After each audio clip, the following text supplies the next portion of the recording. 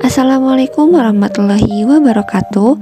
Kami dari kelompok 4 dengan anggota Siti Nur Azizah, Meti Damayanti, dan Muhammad Nur Azura pada mata kuliah mikrobiologi dengan dosen pengampu Ibu Arfatul Makia SPD MKes akan mempresentasikan mikrobiologi mengenai fungi.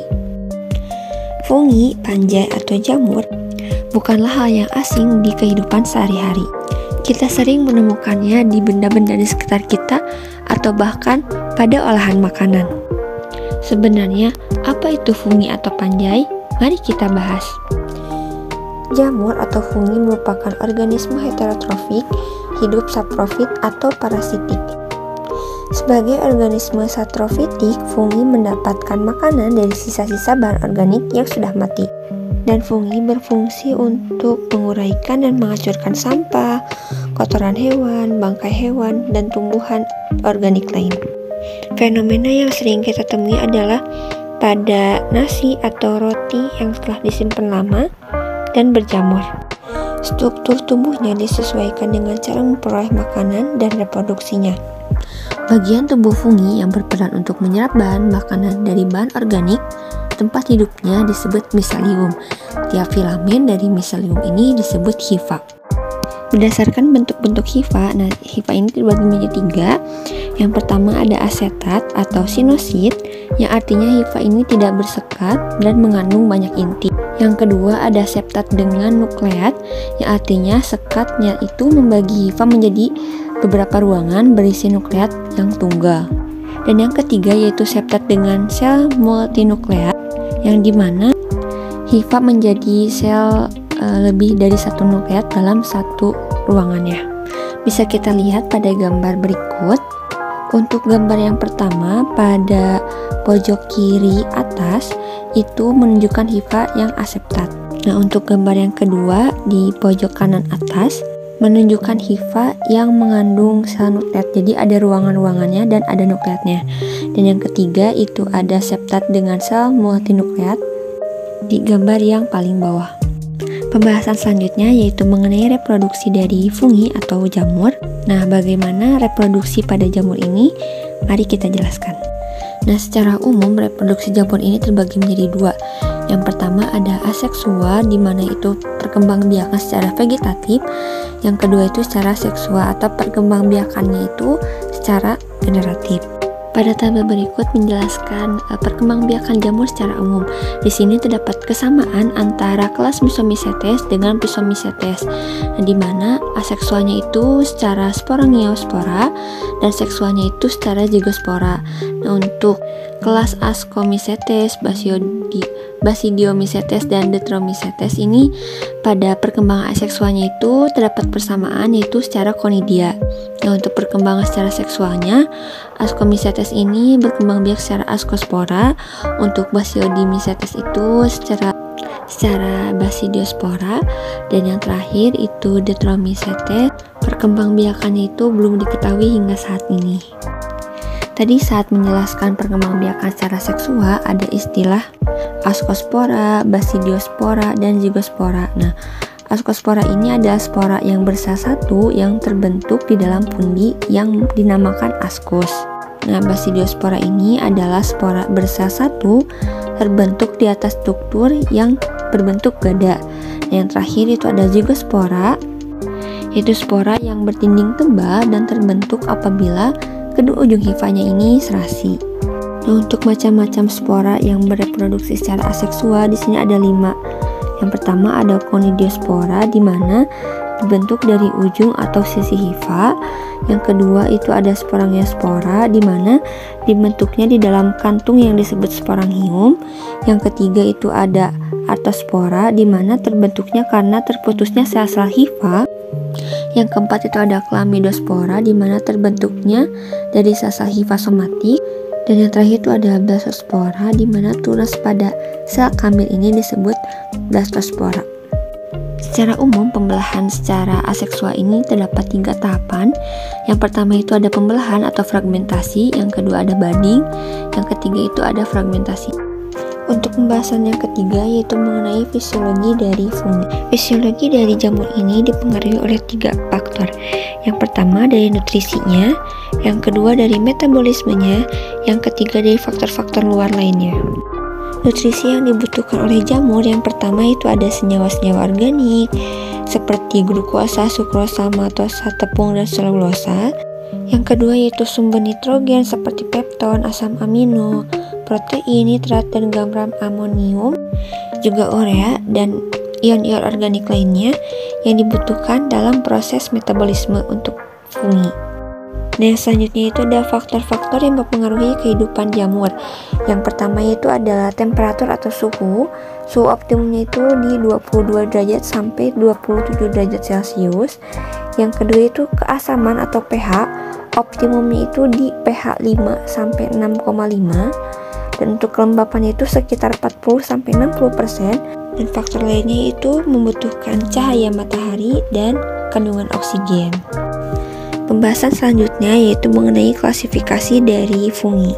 Klasifikasi pada fungi ini dibedakan menjadi 5. Yang pertama itu ada Myxomyces, yang kedua ada Physomyces, yang ketiga itu ada Ascomyces, yang keempat itu ada Basidiomyces, dan yang terakhir itu ada Detromyces.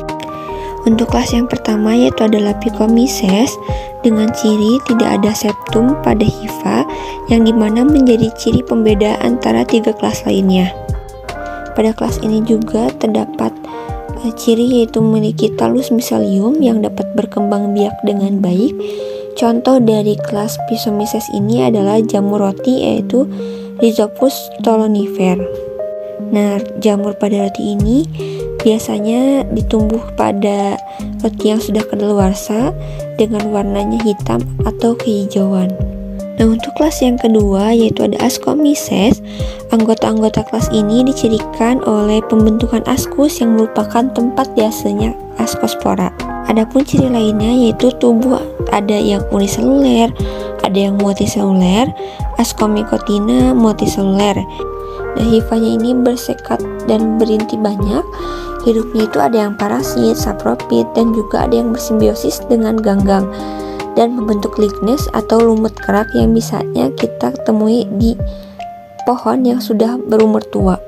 Nah, untuk selanjutnya yaitu ada Basidiomyces. Kelas ini dicirikan dengan adanya basidiospora yang terbentuk di luar pada ujung atau sisi basidium.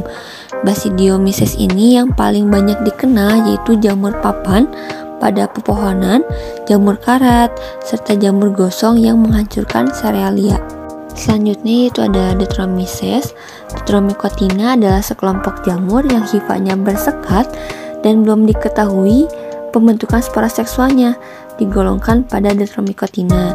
Jamur ini disebut juga dengan jamur tidak sempurna. Reproduksi perkembangbiakan vegetatif dengan menggunakan conidium, sedangkan alat pembiakan generatifnya itu askus atau basidiumnya belum diketahui. Contoh dari Detromycetes ini yaitu adalah Monila cytophila. Selanjutnya kita akan membahas mengenai jamur kontaminan. Apa itu jamur kontaminan? Jamur kontaminan merupakan jamur apatogen dan terdapat di udara yang menyebabkan terjadinya kontaminasi baik dalam obat-obatan, makanan maupun yang lainnya.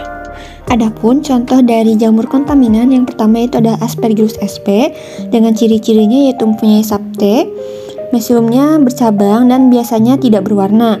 Koloninya kadang-kadang membentuk zona-zona. Conidiopornya terdiri dari sel kaki atau sel meselia khusus yang akan menjadi besar dan berdinding tebal. Lalu sterigmatanya dan untaian conidia ini tidak bercabang. Untuk yang kedua itu dari Penicillium sp dengan ciri mempunyai sapte, mesilumnya bercabang dan tidak berwarna. Hifa di mana tempat spora melekat terbentuknya khas menyerupai sapu yang disebut dengan Penicillus. Yang ketiga itu dari Monila sp dengan ciri-cirinya yaitu mesilumnya bersepta yang kemudian jatuh ke dalam sel-sel, daerah jaringannya itu yang tidak beraturan, conidia bertunas di mana bentuknya menyerupai rantai dan terdapat dekat ujung jamur tersebut. Nah, yang keempat itu ada Rhizopus sp dengan sporangiumnya itu tidak bercabang dan terdapat hifa berbentuk seperti akar yang disebut dengan rizoid.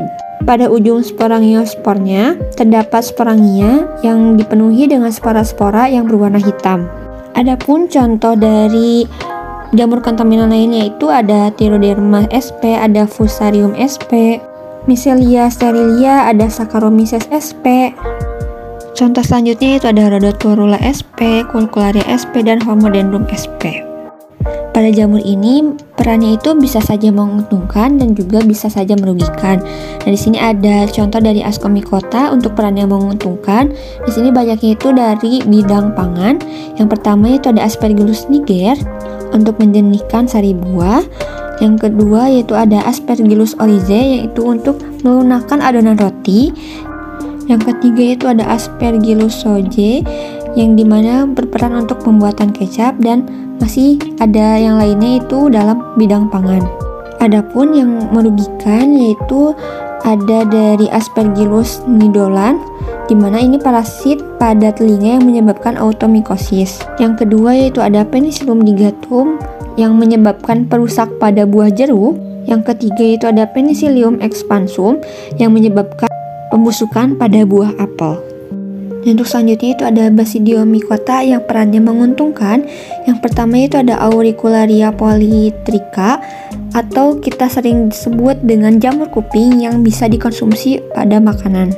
Yang kedua yaitu ada Ganoderma aplananthum, itu fungsinya untuk obat-obatan.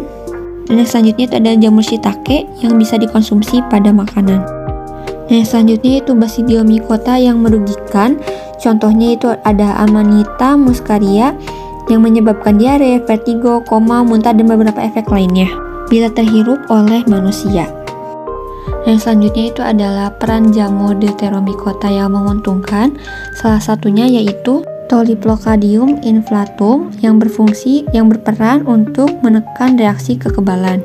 Dan peran Deuteromycota yang merugikan salah satunya yaitu Epidermophyton, penyebab penyakit kurap.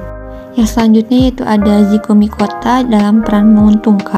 Contohnya yaitu adalah Mucordia vanicus, yaitu berperan dalam pembuatan ragi dan tape.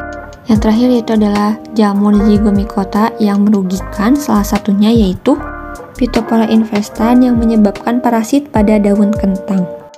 Mungkin cukup sekian presentasi yang dapat kami sampaikan, kurang lebihnya kami mohon maaf. Terima kasih. Wassalamualaikum warahmatullahi wabarakatuh.